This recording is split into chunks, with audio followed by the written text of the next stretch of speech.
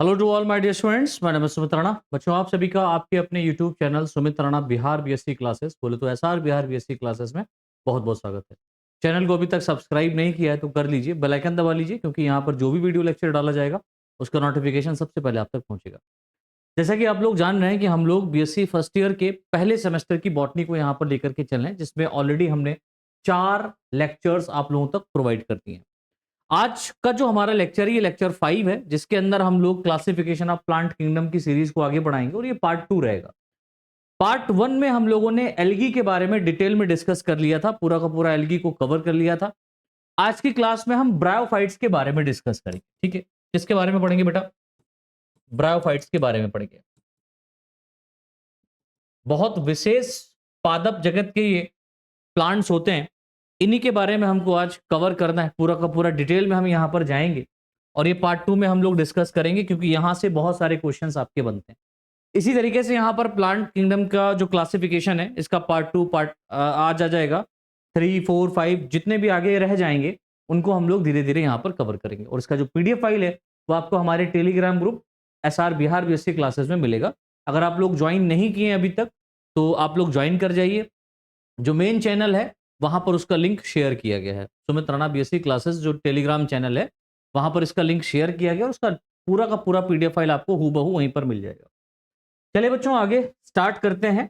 हम लोग ब्रायोफाइट्स के बारे में, काफी इंपॉर्टेंट ये प्लांट्स हैं, बहुत बहुत विशेष प्लांट ये माने जाते हैं।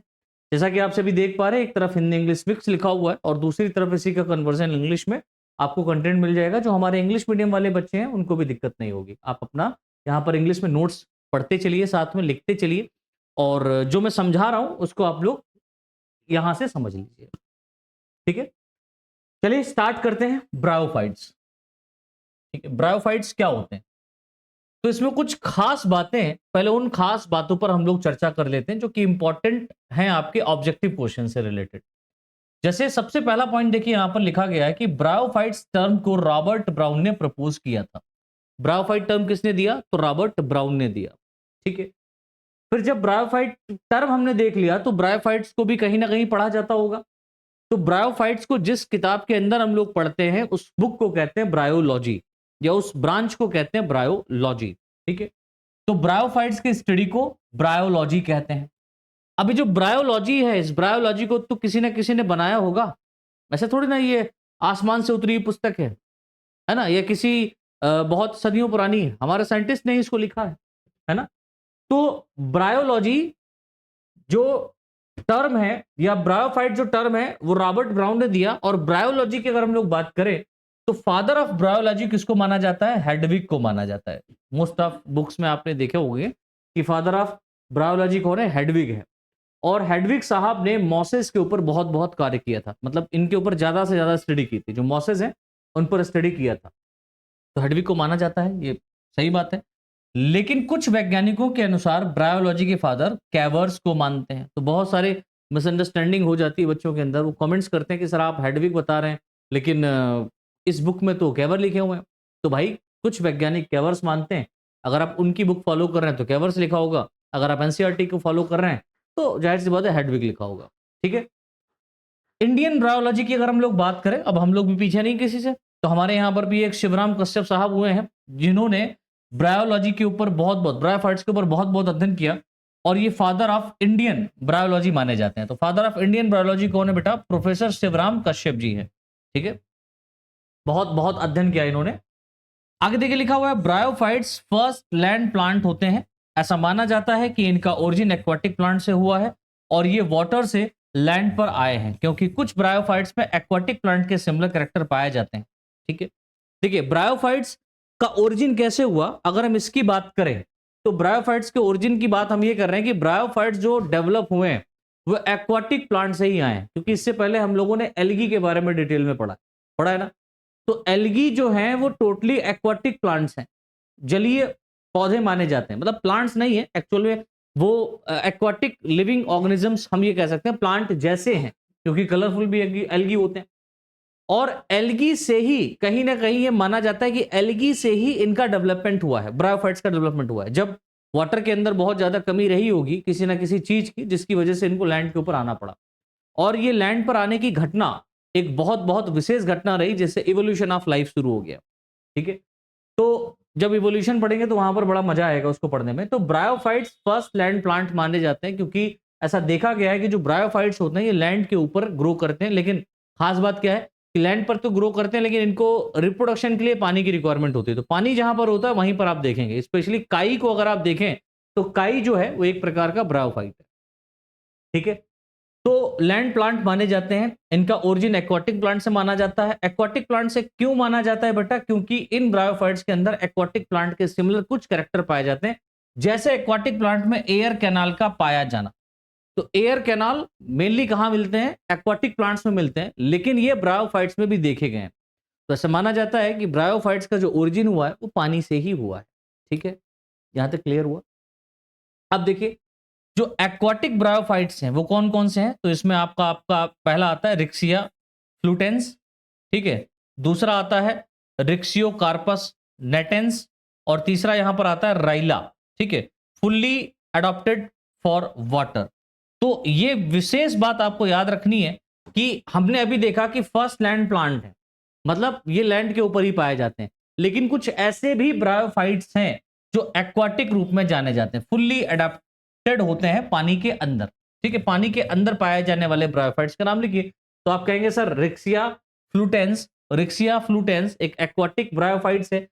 रिक्सियो कार्पस नेटेंस ये भी एक एक्वाटिक ब्रायोफाइट है। और Raila, Raila fully adopted for water, ये टोटल पानी के ऊपर ही या पानी के अंदर ही डिपेंड रहता है। कौन? राइला। याद रखेंगे ना? तो ये कुछ खास बात है जो आपको याद रखनी है। आगे देखिए लिखा हुआ है ब्रायोफाइट्स को प्लांट किंगडम का एम्फीबियंस भी कहते हैं। बहुत बहुत विशेष बात है, ब्रायोफाइट्स को प्लांट किंगडम का क्या कहा जाता है बेटा? Amphibians. That means amphibians of the plant kingdom की अगर हम बात करें तो amphibians of the plant kingdom कौन है? ब्रायोफाइट्स हैं। और वही amphibians of the animal kingdom कौन है?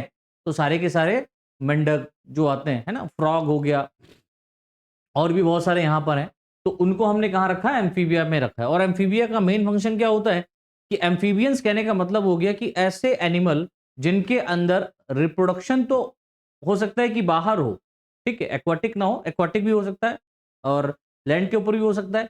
दूसरी बात क्या है कि ये फूड ऑब्टेन करने के लिए लैंड पर आते हैं, लेकिन अपने ब्रीडिंग सीजन को, या ब्रीडिंग जब सीजन इनका आता है, या आप यूं कहें कि जब इनके अंदर जनन करने की क्षमता पाई जाती, या जनन करने की इच्छा होती है, तो ये वाटर में जाते हैं। ठीक है, पानी में जाते हैं। पानी में बहुत बहुत रिक्वायर्ड होता है, क्योंकि इनके जो लार्वा होते हैं वो वहां पर डेवलप होते हैं। ठीक है, इंटरमीडिएट स्टेज यहां पर पाई जाती है।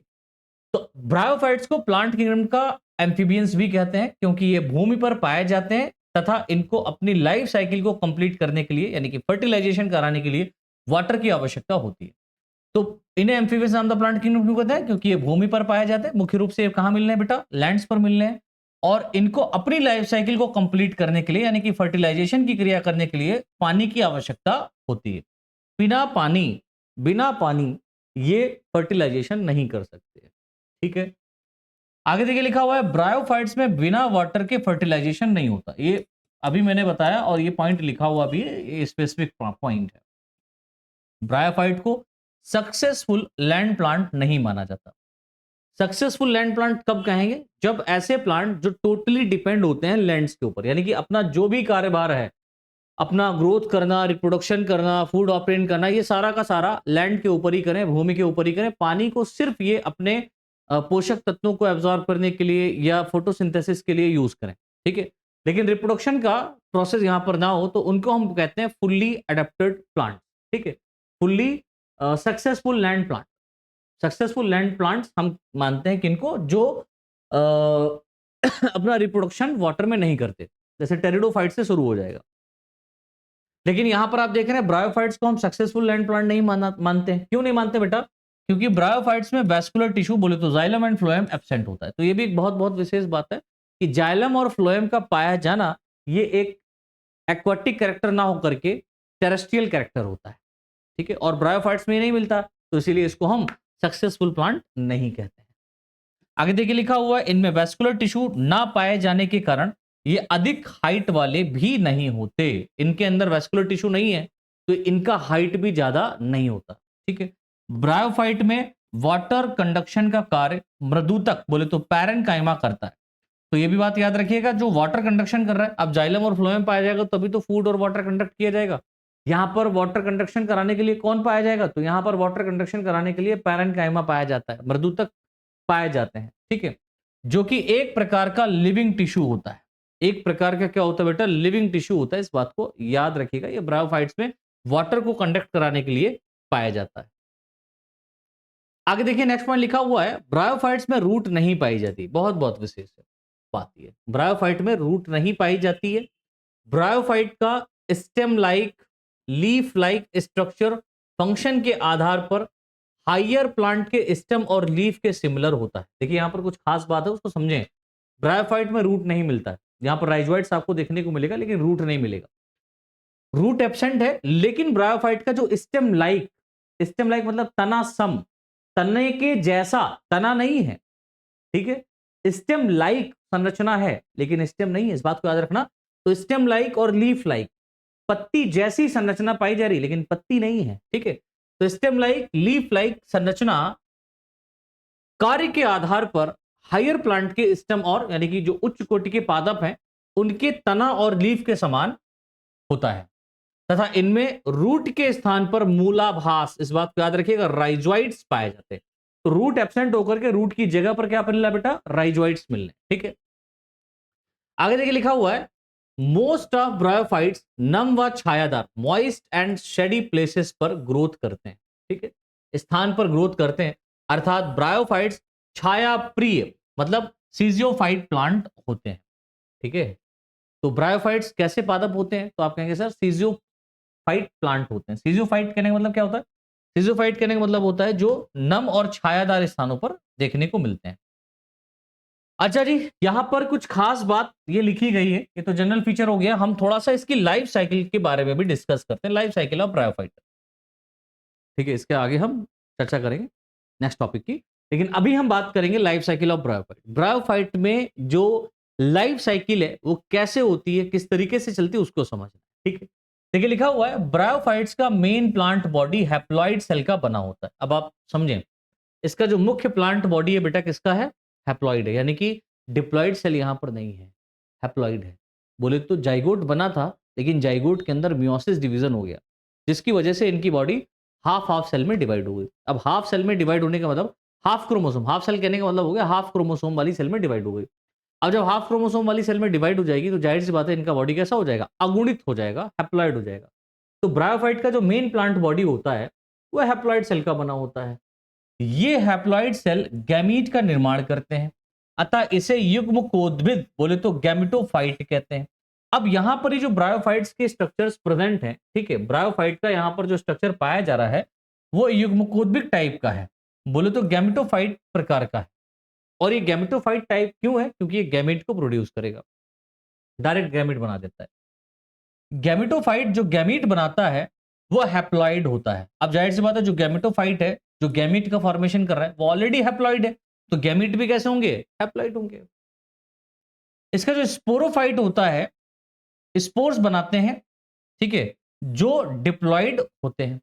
अब स्पोरोफाइट का मेन फंक्शन हो गया स्पोर्स को बनाना, तो गैमेटोफाइट का मेन फंक्शन हो गया गैमीट को बनाना, स्पोरोफाइट का मेन फंक्शन हो गया स्पोर्स को बनाना। अब गैमीट जब फ्यूज करेंगे तब जाइगोट बनेगा, फिर कहीं जाकर के स्पोरोफाइट का फॉर्मेशन होगा। तो स्पोरोफाइट स्ट्रक्चर मिलता है लेकिन बहुत कम समय के लिए, ठीक। और ये कैसा होता है बेटा, डिप्लॉइड होता है। ये हैप्लॉइड होता है तो एन होगा, इसको एन से लिखेंगे। देखिए लिखा हुआ है, गैमेटोफाइट पर सेक्स ऑर्गन का फॉर्मेशन होता है। अब जो गैमेटोफाइट है, हैप्लॉइड बॉडी है, उसके ऊपर क्या होता है बेटा, सेक्स ऑर्गन का निर्माण होता है। ये सेक्स ऑर्गन मल्टी सेलुलर व जैकेटेड होते हैं, यानी कि इनके सेक्स ऑर्गन के चारों तरफ जैकेट का फॉर्मेशन होता है, जिसमें मेल सेक्स ऑर्गन को एंथ्रीडिया और फीमेल सेक्स ऑर्गन को आर्चिगोनिया कहते हैं, ठीक है। तो ये बात याद रखिएगा। अब जो यहां पर सेक्स ऑर्गन बन रहे हैं गैमेटोफाइट पर, तो गैमेटोफाइट पर सेक्स ऑर्गन दो टाइप का होगा, एक मेल होगा एक फीमेल होगा। मेल वाला जो सेक्स ऑर्गन बनता है उसको हम लोग क्या कहते हैं, एंथ्रीडिया कहते हैं, और जो फीमेल वाला सेक्स ऑर्गन बनता है उसको हम लोग आर्चिगोनिया कहते हैं, ठीक है। आर्चिगोनिया जो होती है वो फ्लास्क शेप्ड होती है। आर्चिगोनिया कैसे होती है बेटा, फ्लास्क के आकार की होती है, कुछ इस तरीके से, ठीक है। आर्चिगोनिया फ्लास्क शेप्ड होती है। ब्रायोफाइट के मेल गैमीट मोटाइल होते हैं, इन मोटाइल मेल गैमीट को एंथ्रोजॉइड्स कहते हैं। अब जाहिर सी बात है कि जो ब्रायोफाइट में मेल गैमीट यानी मेल सेक्स ऑर्गन कौन है बेटा? एंथ्रीडिया। तो एंथ्रीडिया के अंदर कौन बनेंगे? एंथ्रोजॉइड्स बनेंगे। एंथ्रीडिया के अंदर क्या बनेंगे बेटा? एंथ्रोजॉइड्स। और ये एंथ्रोजॉइड्स कैसे होते हैं बेटा? मोटाइल होते हैं, यानी कि पानी के अंदर ये स्विमिंग कर सकते हैं, पानी के अंदर ये तैर सकते हैं, ठीक है, जो कि बाई फ्लैजिलेटेड व कॉमा शेप्ड होते हैं। अब ये कैसा होगा बेटा? बाई फ्लैजिलेटेड होगा और कॉमा शेप्ड होगा। ये स्ट्रक्चर कॉमा शेप्ड है, ठीक है, और इस तरीके से बाई फ्लैजिलेटेड होता है। तो comma shape and by flagellated होता है। आगे देखिए लिखा हुआ है फीमेल गैमीट को एग कहते हैं। फीमेल गैमीट को क्या कह रहे हैं बेटा? एग कहते हैं, जो कि नॉन मोटाइल होते हैं। और ये आर्चिगोनिया के अंदर, फ्लास्क के अंदर, archegonia like flask like structure के अंदर चुपचाप बैठी रहती है। एंथ्रोजॉइड का मेन फंक्शन होता है कि आर्चिगोनिया तक जाना, ठीक है, या फीमेल एग के पास पहुंचना। आगे देखिए लिखा हुआ है ब्रायोफाइट्स में फर्टिलाइजेशन जूडियोगेमी सॉरी जूडियोगेमी के द्वारा होती है। तो ब्रायोफाइट में जो फर्टिलाइजेशन की क्रिया हो रही है बेटा, वो जूडियोगेमी के द्वारा। जूडियोगेमी कहने का मतलब वो समझते हो? अर्थात मेल गैमीट वाटर में स्विमिंग करता हुआ फीमेल गैमीट के पास पहुंचता है और उसे फर्टिलाइज कर देता है। तो मेल गैमीट स्विमिंग कर रहा है, और स्विमिंग करने की प्रक्रिया, ठीक है, या एक स्थान से दूसरे स्थान पर जाने की जो एक्टिविटी है, वो मुख्य रूप से एनिमल्स में पाई जाती है, प्लांट्स में नहीं होती। प्लांट एक स्थान से दूसरे स्थान पर नहीं पहुंच पाता, है ना, इसमें पाई जाती है। तो जाहिर सी बात है इनके अंदर जो फर्टिलाइजेशन की क्रिया हो रही है वो कैसी हो रही है बेटा? जूडियोगेमी के टाइप में हो रही है। ब्रायोफाइट में फर्टिलाइजेशन ऊगैमस प्रकार का होता है। किस प्रकार का होता है बेटा? ऊगैमस टाइप का होता है। फर्टिलाइजेशन के बाद एक डिप्लॉयड जाइगोट का निर्माण होता है। जाइगोट में तुरंत मियोसिस डिवीजन नहीं होता, कुछ समय के लिए रुकेगा। अतः इस जाइगोट से बीजाणु उद्भिद अवस्था स्पोरोफिटिक स्टेज की स्टार्टिंग होती है और स्पोरोफिटिक डिप्लॉयड स्टेज होती है। और स्पोरोफिटिक कैसा होता है बेटा? डिप्लॉयड होता है। लेकिन एल्गी में आपने देखा था वहां पर तुरंत क्या होता था? मियोसिस डिवीजन हो जाता था। यहां पर ऐसा नहीं है, यहां पर कुछ समय के लिए वो रुक रहा है, और वो जो डिप्लॉयड स्टेज है वो बेटा स्पोरोफिटिक डिप्लॉयड स्टेज में चेंज होती है। अब देखिए यहां पर आर्चिगोनिया और एंथ्रेडिया का स्ट्रक्चर ड्रॉ किया गया। ये हमारा कौन है बेटा? आर्चिगोनिया है, ये आर्किगोनिया है, और ये हमारा एंथ्रेडिया है। आर्किगोनिया को हम लोग फीमेल सेक्स ऑर्गन के नाम से जानते हैं, और इसको हम लोग डेफिनेटली क्या बोलेंगे? मेल सेक्स ऑर्गन कहते हैं, ठीक है। तो फीमेल सेक्स ऑर्गन की अगर हम बात करें तो फीमेल सेक्स ऑर्गन कुछ इस तरीके से दिखाई पड़ती है, जिसमें सबसे बाहर की तरफ आप देख रहे हो ये जैकेट लाइक स्ट्रक्चर है। देखिए बेटा, जैकेट लाइक स्ट्रक्चर है, और इस जैकेट लाइक स्ट्रक्चर में मतलब ये टिश्यूज पाया जा रहा है। उस टिश्यूज के अंदर यहां पर आप देख रहे हो ये जो स्ट्रक्चर है, ये वाला, इसको मैं हाईलाइट कर रहा हूं, ये वाला, ठीक है, ये this, and this portion is known as neck canal cells, ठीक है। ये नेक कैनाल सेल्स पाई जा रही है, और नीचे की तरफ एक स्ट्रक्चर फूली हुई संरचना पाई जा रही है जिसको हम लोग वेंटर कहते हैं, ठीक है। ये वेंटर वॉल पाई जा रही है एक्चुअल में। ये क्या बेटा? वेंटर वॉल है, और यहां पर ये सेल्स पाई जा रही हैं, ठीक है। ये क्या पाई जा रही है बेटा? नेक सेल्स पाई जा रही है, नेक वाले रीजन में नेक सेल्स पाई जा रही हैं, और यहां पर नीचे की तरफ आप देख रहे हैं तो ये वेंटर वॉल पाई जा रही है, वेंटर सेल्स पाई जा रही है, ठीक है। वेंटर वॉल पाई जा रही है, या वेंटर सेल कह सकते हैं इसको, ठीक। अब आप देखिए इसके द्वारा दो पोर्शन बनना है, एक तो नीचे वाला बनना है और एक ऊपर वाला। तो ये वाला नेक सेल्स के या नेक रीजन कहला रहा है, ये वेंटर वाला रीजन कहला रहा है। इसके अंदर देखिए एक कैविटी डेवलप हुई है, मैं इसको ड्रॉ कर रहा हूं। इसके अंदर देखिए एक कैविटी डेवलप हुई है, दिस। इस कैविटी को हम कहते हैं वेंटर कैविटी, और इस कैविटी के अंदर डिफरेंट टाइप की सेल्स पाई जाती है। मेनली दो सेल्स होती हैं, एक बड़ी सी सेल होगी, and this cell is known as egg cell, और इसके ऊपर एक सेल पाई जाती है जिसको हम लोग वेंटर कैनाल सेल कहते हैं, जो कि एग सेल को ढके रहती है। और इसके ऊपर आप जो देख रहे हैं कि जो नेक रीजन पाया जा रहा है, इस नेक रीजन के अंदर नेक कैनाल सेल्स पाई जाती हैं, एनसीसी पाई जाती है, नेक कैनाल सेल्स एनसीसी पाई जा रही है, जो कि जब फर्टिलाइजेशन का प्रोसेस होगा तो उसमें ये डीजनरेट हो जाती है। तो नेक कैनाल सेल्स यहां पर प्रेजेंट है, और ये नेक सेल्स पाई जा रही, नेक कैनाल सेल्स को घेरे हुए नेक सेल्स पाई जा रही है। ये वेंटर कैनाल सेल पाई जा रही है स्पेशली, और ये एक्स सेल पाई जा रही है। तो ये वाला जो रीजन है स्पेशली, ये क्या कहला रहा है बेटा? वेंटर कहला रहा है। इसका मैंने अलग से ड्रॉ कर दिया, वेंटर कहला रहा है, जिसकी वजह से ये वेंटर वॉल बनी हुई है, या वेंटर सेल्स पाई जा रही हैं, ठीक है। वेंटर वॉल या वेंटर सेल्स पाई जा रही है, और इसके अंदर एक कैविटी है जिसको हम लोग वेंटर कैविटी कहते हैं, जिसके अंदर ये क्या बेटा? एग पाया जा रहा है, और इसी एग को फर्टिलाइज करेगा कौन? ये स्पर्म, या स्पेशली हम इसको क्या बोलेंगे, एंथेरोजॉइड्स। ठीक है, इसको हम लोग क्या बोलेंगे बेटा, एंथ्रोजॉइड्स। तो यहां पर देखो ये कॉमा शेप स्ट्रक्चर है, this structure is comma shape, and ये कैसा होता है बेटा, बाई फ्लैजिलेटेड होता है। और ये बनता कहां है, तो ये बनता है हमारा एंथ्रीडिया के अंदर, मेल सेक्स ऑर्गन के अंदर। मेल सेक्स ऑर्गन को आप देखेंगे तो यहां पर देखेंगे कि बाहर की तरफ ये इस तरीके से वॉल पाई जा रही है, ठीक है, मतलब टिश्यू पाया जा रहा है। इस टिश्यू के अंदर देखिए ये वाला जो स्ट्रक्चर है, दिस एक स्ट्रक्चर यहां पर डेवलप हुआ,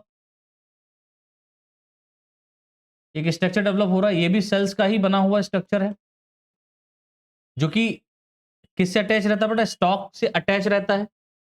और इसके अंदर ये जो स्टॉक लाइक स्ट्रक्चर बना है, इस स्टॉक लाइक स्ट्रक्चर से ही ये कुछ सेल्स डेवलप होती हैं, और इन सेल्स को हम लोग बोलते हैं एंथ्रीडियल वॉल या एंथ्रीडियल सेल्स कहते हैं।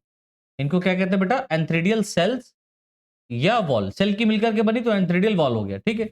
और इस एंथ्रीडियल वॉल के अंदर आप देख रहे हैं कुछ इस तरीके से बहुत सारी सेल्स पाई जा रही, जिनको हम लोग एंड्रोसाइड मदर सेल्स के नाम से जानते हैं। एंथ्रीडियल वॉल के अंदर क्या पाई जा रही है बेटा, एंड्रोसाइड मदर सेल पाई जा रही है। इस एंड्रोसाइड मदर सेल से क्या होता है बेटा, स्पर्म्स का या एंथ्रोजॉइड्स का फॉर्मेशन हो जाता है।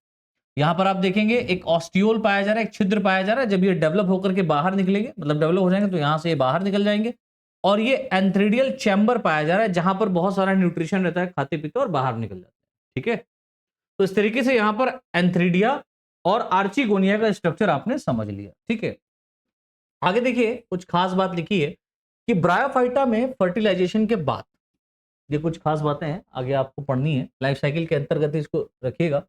तो ब्रायोफाइटा में फर्टिलाइजेशन के बाद, ठीक है, ब्रायोफाइट्स में फर्टिलाइजेशन के बाद बनने वाले जाइगोट का डेवलपमेंट माइटोसिस के द्वारा होता है। अब जो जाइगोट बना, उस जाइगोट में क्या होगा बेटा, माइटोसिस डिवीजन होगा, मियोसिस नहीं होता। मतलब अचानक से मियोसिस नहीं होता, अब क्या डेवलप होगा, माइटोसिस डिवीजन होगा। माइटोसिस डिवीजन होगा तो जाइगोट बनेगा, ठीक है। तो जाइगोट का जो डेवलपमेंट होता है वो माइटोसिस डिवीजन से होता है। जाइगोट से एक बीजाणु उद्भिद, बोले तो स्पोरोफाइट, मतलब 2n का निर्माण होता है, स्पोरोफाइट का निर्माण होता है, जिसे स्पोरोगोनियम यानी कि भी कहते हैं। अब यहां पर जो स्पोरोफाइट है, इसको हम लोग स्पोरोगोनियम के नाम से भी जानते हैं। बात को याद रखिएगा, बहुत विशेष है, ब्रायोफाइट के अंदर ये डेवलप होता है। तो जाइगोट होता है, जाइगोट के अंदर डायरेक्ट मियोसिस डिवीजन नहीं होता जैसे एल्गी के अंदर होता था, यहां पर माइटोसिस डिवीजन होगा। और ये माइटोसिस डिवीजन के कारण, माइटोसिस डिवीजन के कारण आप देखेंगे यहां पर स्पोरोफाइट का फॉर्मेशन होता है, और इस स्पोरोफाइट को हम लोग स्पोरोगोनियम के नाम से भी जानते हैं, ठीक है। अब देखिए लिखा हुआ है स्पोरोफाइट में present cell spore mother cells होती हैं। अब यहां पर जो स्पोरोफाइट में सेल्स पाई जा रही हैं, उनको स्पेशली हम लोग स्पोर मदर सेल के नाम से जानते हैं, ठीक है, जिसमें मियोसिस डिवीजन के द्वारा स्पोर्स प्रोड्यूस होते हैं। अब मियोसिस डिवीजन इस स्पोर मदर सेल्स में होगा, और क्या डेवलप होंगे बेटा, स्पोर्स का फॉर्मेशन हो जाएगा। अब मियोसिस हुआ तो ये स्पोर्स कैसे होंगे बेटा, हैप्लॉइड होंगे। इन स्पोर्स का जर्मिनेशन डायरेक्ट व इनडायरेक्ट फॉर्म से होता है। अब देखिए डायरेक्ट भी हो सकता है और इनडायरेक्ट भी होगा। अगर आप लिवर वर्ड्स की बात करें और हॉर्न वर्ड्स क्लास की बात करें, ठीक है, लिवर वर्ड्स और हॉर्न वर्ड्स के सदस्यों में स्पोर्स का डायरेक्ट जर्मिनेशन होता है, अर्थात प्रत्येक स्पोर जर्मिनेट होकर के गैमेटोफाइट प्लांट को बनाता है, अर्थात प्रत्येक स्पोर से एक थैलस बनता है। हम यूं कहेंगे प्रत्येक स्पोर्स के अंदर क्या बनता है, एक थैलस बनता है। प्रत्येक स्पोर जर्मिनेट करेगा और थैलस का फॉर्मेशन कर देगा। लेकिन अगर आप मॉसेस की बात करें, जो एडवांस ब्रायोफाइट के नाम से भी जाने जाते हैं, ठीक है, मॉसेस की बात करें तो मॉसेस में स्पोर्स का जो जर्मिनेशन होता है वो इनडायरेक्ट होता है, ठीक है। मॉस में प्रत्येक स्पोर्स के जर्मिनेशन से एक मल्टी सेलुलर फिलामेंट बनता है, यह फिलामेंट प्रोटोनीमा कहलाता है। और जो फिलामेंट होगा बेटा ये क्या कहलाएगा, स्पेशली प्रोटोनीमा कहलाता है। ये फिलामेंट क्या कहलाता है, प्रोटोनीमा कहलाता है, इस बात को याद रखिएगा। कहां पर प्रोटोनीमा बनना है, मॉसेस में बनना है। तो ये प्रोटोनीमा बनने के बाद में कहीं जाकर के थैलस का फॉर्मेशन होगा। तो पहले प्रोटोनीमा बनेगा फिर थैलस का फॉर्मेशन होगा, ठीक है, लिखा हुआ है। अब प्रत्येक प्रोटोनिमा के ऊपर बहुत सारे बड बनती हैं, बहुत सारी बड्स बनती हैं, जो ग्रोथ करके एक गैमेटोफाइट प्लांट बनाती है। और प्लांट सर्वाइवल के लिए इनडायरेक्ट जर्मिनेशन अच्छा होता है। अगर आप प्लांट के सर्वाइवल की बात करें तो उसके लिए जो इनडायरेक्ट डेवलपमेंट है ये काफी अच्छा माना जाता है। और इसी इनडायरेक्ट जर्मिनेशन के कारण मॉसेस ग्रेगरियस हैबिट वाली होती है, अर्थात यह झुंड में पाई जाती है। ग्रेगरियस हैबिट कहने का मतलब होता है कि झुंड में पाया जाना। तो कुछ ऐसे ब्रायोफाइट्स होते हैं, लाइक मॉसेस की हम बात करें तो ये झुंड में पाए जाते हैं, यानी बहुत सारा डेवलपमेंट वहां पर आपको देखने को मिलेगा जिस स्थान पर ये प्रेजेंट है। देखिए एक विशेष बात यहां पर लिखी गई है, एक नोट पॉइंट लिखा गया है, इसको समझने का प्रयास करें कि स्पोर से बनने वाला प्रोटोनिमा प्रिमिटिव प्रोटोनिमा कहलाता है। अगर स्पोर से जो प्रोटोनिमा बन गया तो उसको प्रिमिटिव प्रोटोनिमा कहते हैं, जबकि स्पोर के अलावा किसी अन्य भाग से बनने वाला प्रोटोनिमा सेकेंडरी, ठीक है, प्रोटोनिमा कहलाता है। तो स्पोर से बनने वाला प्रोटोनिमा प्राइमरी प्रोटोनिमा कहलाता है। और अगर स्पोर, अब देखो स्पोर्स जरूरी नहीं कि स्पोर से ही प्रोटोनिमा बने, बॉडी के किसी भी पार्ट से स्पोर का प्रोटोनिमा बन सकता है, ठीक है। तो बॉडी के मतलब मान लो कि किसी मॉसेस के किसी दूसरे पार्ट से अगर प्रोटोनिमा बनता है तो उसको हम लोग सेकेंडरी प्रोटोनिमा कहते हैं। तो ये बात स्पेसिफिक है। ब्रायोफाइट में सेक्सुअल रिप्रोडक्शन oogamous टाइप का होता है, इनमें सेक्सुअल रिप्रोडक्शन भी आपको देखने को मिलेगा, तो जो oogamous टाइप का होता है, अर्थात इनकी लाइफ साइकिल हैप्लोडिप्लॉन्टिक टाइप की होती है। हैप्लोडिप्लॉन्टिक कहने का मतलब क्या होता है, हैप्लॉइड स्टेज डोमिनेंट होती है, haploid is more dominant is diploid, ठीक है। हैप्लॉइड डिप्लॉइड से ज्यादा स्टेज मानी जाती है क्योंकि इसका मेन प्लांट बॉडी क्या है, हैप्लॉइड है। ब्रायोफाइट में स्पोरोफाइट गैमेटोफाइट पर डिपेंड रहता है। तो ब्रायोफाइट में जो स्पोरोफाइट होता है बेटा वो गैमेटोफाइट पर डिपेंड है। ब्रायोफाइट में स्पोरोफाइट गैमेटोफाइट पर, यानी कि जो स्पोर्स बनाने वाले स्ट्रक्चर्स हैं या सेल्स हैं वो गैमेटोफाइट पर डिपेंड है। जब गैमेटोफाइट से स्पोर्स बनेंगे तब स्पोरोफाइट का फॉर्मेशन होगा, ठीक है। अर्थात पैरासाइट होता है, अर्थात पैरासाइट होता है। ये ब्रायोफाइट का एक यूनिक कैरेक्टर होता है, ठीक है। ये एक तरीके का पैरासाइट फॉर्म में पाया जा रहा है, ठीक है। और ये क्या होता है बेटा, एक यूनिक कैरेक्टर होता है ब्रायोफाइट का, इस बात को याद रखिएगा।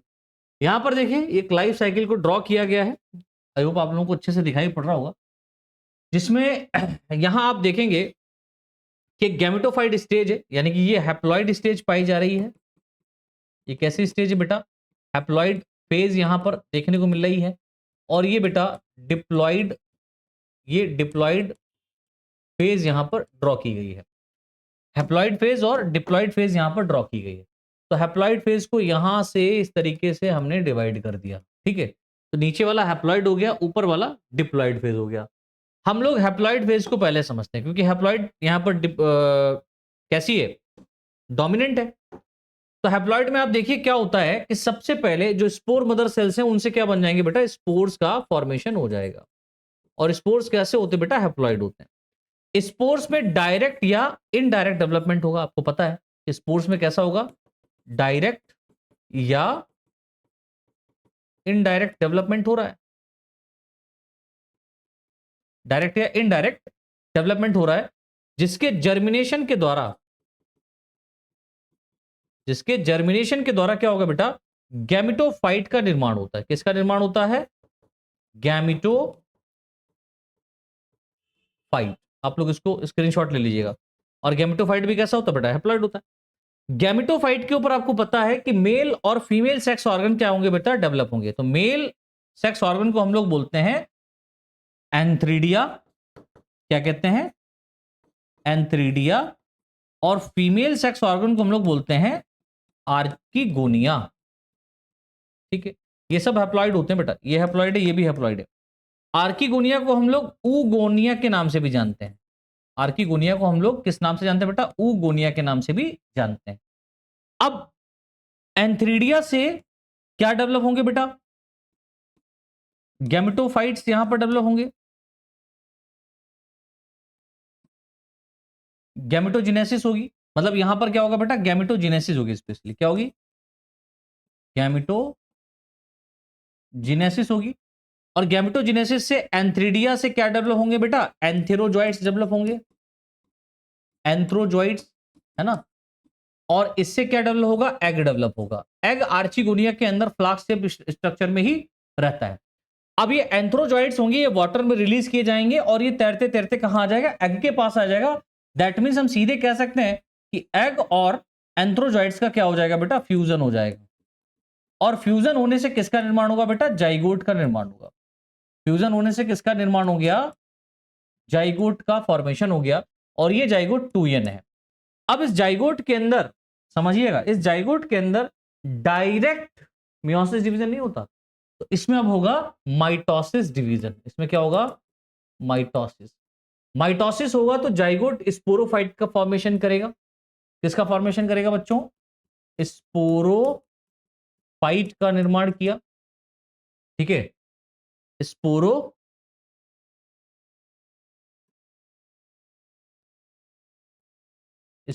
का निर्माण किया। स्पोरोफाइट भी बेटा कैसा है? 2n है। स्पोरोफाइट में क्या डेवलप होंगे? स्पोर मदर सेल्स पाई जाएंगी। स्पोर मदर सेल पाई जा रही हैं। ये स्पोर मदर सेल कैसे होती है बेटा? डिप्लॉयड होती है। अब इस स्पोर मदर सेल के अंदर क्या होगा? मियोसिस डिवीजन होगा। क्या होगा? मियोसिस डिवीजन, जिससे स्पोर का फॉर्मेशन हो जाएगा। अब मियोसिस डिवीजन हो रहा तभी क्या होता है? हैप्लॉइड कंडीशन आएगी। तो यहां पर ये देखो, ये डिप्लॉइड कंडीशन है, लेकिन ये डिप्लॉइड कंडीशन छोटी है in comparison to haploid condition से। तो इसीलिए जो डिपेंड स्टेज है वो कौन सी है? डिप्लॉइड। किस पर डिपेंड है? हैप्लॉइड पर। तो ये कैसी हो जाएगी? डोमिनेंट हो जाएगी। ये डिपेंड है डोमिनेंट स्टेज पर। डोमिनेंट स्टेज कौन सी बेटा? हैप्लॉइड फेज है। और डिप्लॉइड फेज रिसेसिव फेज है, या हम यूं कहें कि ये पैरासिटिक फेज है। ये डिपेंड होती है किस पर? किस पर डिपेंड होगी? डोमिनेंट फेज पर। और इसी कारण ऐसी लाइफ साइकिल जिसमें डिप्लॉइड स्टेज हमेशा हैप्लॉइड स्टेज पर डोमिनेंट हो, तो ऐसी लाइफ साइकिल को हम कहते हैं हैप्लोडिप्लॉन्टिक। ठीक है, haplodiplontic life cycle. Haplodiplontic life cycle यानी हैप्लॉइड स्टेज यहां पर डोमिनेंट है in comparison to diploid stage. ठीक है, याद रखोगे? ये हो गया लाइफ साइकिल इसका। ठीक, आगे बढ़ते हैं। यहां पर प्रोटोनीमा के बारे में थोड़ा सा बताया गया है कि प्रोटोनीमा कैसे डेवलप करता है। तो आपको यहां पर देखो देखने को मिल रहा है, ये नीचे वाला डिप्लॉइड स्टेज है, ये हैप्लॉइड है। तो वहां पर मैंने डायरेक्ट आपको बता दिया कैसे हुआ। यहां पर देखिए क्या हो रहा है कि जो गैमेटोफाइट है, जो यहां पर गैमेटोफाइट है, ये हैप्लॉइड है। और इस गैमेटोफाइट पर एंथ्रीडिया और आर्किगोनिया डेवलप होते हैं। मैं लिख दे रहा हूं, ये क्या डेवलप हो रहे हैं बेटा? एंथ्रीडिया, और ये क्या है बच्चों? आर्किगोनिया। ठीक है, थोड़ा सा दिख नहीं रहा है मुझे, ऐसा लग रहा है, तो मैं यहां पर लिख दे रहा हूं इसको, आपको अच्छे से समझ में आएगा। तो गैमेटोफाइट स्टेज में क्या बनती है? आर्किगोनिया, एंथ्रीडिया बनते हैं। आर्किगोनिया के अंदर एग का फॉर्मेशन होता है, और एंथ्रीडिया के अंदर एंथेरोजॉइड्स का फॉर्मेशन होता है, जिनको हम लोग स्पर्म्स भी कह सकते हैं। क्या कह सकते हैं बेटा? स्पर्म। ठीक है, ये हैप्लॉइड होता है, ये भी हैप्लॉइड होता है, और इन दोनों के फ्यूजन से क्या बनता है? जाइगोट बनता है। अब जाइगोट तो हमारी डिप्लॉइड स्टेज है ना, इस जाइगोट में होगा मियोसिस डिवीजन। क्या होगा? मियोसिस, जिससे सॉरी, इस जाइगोट के अंदर माइटोसिस होगा। इस जाइगोट के अंदर क्या होगा? माइटोसिस होगा, जिससे यहां पर एम्ब्रियो का फॉर्मेशन हो जाएगा। ठीक है, एम्ब्रियो कैसा होगा? 2n। तो जाइगोट चेंज हो गया किसमें? एम्ब्रियो में। Zygote change into the embryo. Embryo के अंदर जर्मिनेट, एम्ब्रियो क्या करेगा बेटा? जर्मिनेट करेगा, और जर्मिनेट करके चेंज हो जाएगा स्पोरोफाइट में। ठीक है, एम्ब्रियो जर्मिनेट कर गया स्पोरोफाइट में। स्पोरोफाइट में पाई जाती है स्पोर मदर सेल। इस स्पोर मदर सेल में अब होगा मियोसिस डिवीजन। क्या होगा? मियोसिस, जिससे क्या बन जाते हैं बेटा? स्पोर्स बन जाते हैं। अब जो स्पोर्स होते हैं ना, ये स्पोर्स जर्मिनेट करेंगे। ये स्पोर्स जर्मिनेशन करके क्या बना देंगे? इनडायरेक्ट या डायरेक्ट? तो इनडायरेक्ट डेवलपमेंट मॉसेस में हो रहा है, और डायरेक्ट डेवलपमेंट कहां हो रहा है? डिफरेंट टाइप के जो और बच गए उसमें। तो मॉसेस के अंदर आप देखेंगे कि जो जब जर्मिनेशन होगा, अगर इनडायरेक्ट प्रकार का हुआ, कैसा हुआ? इनडायरेक्ट, मैं लिख दे रहा हूं, इनडायरेक्ट जर्मिनेशन होगा, तो हैप्लॉइड स्टेज बनेगी, जिसको हम लोग प्रोटोनीमा कहते हैं। क्या कहते हैं बेटा? प्रोटोनीमा। इस प्रोटोनीमा के ऊपर बहुत सारे बर्ड्स का फॉर्मेशन होता है, छोटे छोटे बर्ड्स बनती हैं। ये बर्ड्स क्या करती हैं बेटा? इनडायरेक्टली। अब ये देखो, बर्ड्स बनना है तो इनडायरेक्ट डेवलपमेंट हो रहा है। या तो ये स्पोर्स जर्मिनेट करके डायरेक्ट क्या बनाते हैं बेटा? डायरेक्ट क्या करेंगे? गैमेटोफाइट का फॉर्मेशन करेंगे। या प्रोटोनीमा बनने के बाद में प्रोटोनीमा पे बर्ड बनेंगे, बर्ड जो होंगे वो इनडायरेक्टली, इनडायरेक्ट फॉर्म में जर्मिनेट करके क्या बना देंगे? गैमेटोफाइट। यानी कि ओवरऑल बनना क्या है? गैमेटोफाइट का फॉर्मेशन हो रहा है। ठीक है, और जो यहां पर आप देख रहे हैं कि ये वाला जो इनडायरेक्ट डेवलपमेंट हो रहा है, ये मुख्यतः आपको मॉसेज में देखने को मिल रहा है। काम देखने को मिल रहा है मॉसेज में, और ये लीवरवर्ट्स, ये लीवरवर्ट्स और हॉर्नवर्ट्स में आपको देखने को मिल रहा है। ठीक है, इस तरीके का जर्मिनेशन लीवरवर्ट्स और हॉर्नवर्ट्स में मिल रहा है। ये ऊपर वाली जो है ये हैप्लॉइड फेज है। ठीक है, नीचे वाली कैसी है बेटा, डिप्लॉइड है। इसको आप एक लाइन से डिवाइड भी कर सकते हैं। ये हैप्लॉइड फेज हो गई। ठीक है, ये यहां से ये हैप्लॉइड है, ये हैप्लॉइड है, और ये वाली डिप्लॉइड है। ठीक, तो इसको भी आप एक चार्ट के फॉर्म में जरूर बना लीजिएगा समझने के लिए। आगे देखिए लिखा हुआ है 1951 में, 1951 में रॉथमेलर ने, ये एक बहुत विशेष बात है, 1951 में रॉथमेलर साहब ने ब्रायोफाइट को मुख्यतः 3 क्लासेस में डिवाइड किया था। ठीक है, तो 1951 में रॉथमेलर ने ब्रायोफाइट्स को मुख्यतः 3 क्लासेस में क्या किया गया था बेटा, डिवाइड किया गया था, जिसमें सबसे पहली क्लास को रखा गया हिपेटिकॉप्सिडा, जिसे लीवरवर्ट्स के नाम से जानते हैं। दूसरी क्लास है यहां पर एंथोसिरोटॉप्सिडा, जिसे हम लोग हॉर्नवर्ट्स के नाम से जानते हैं।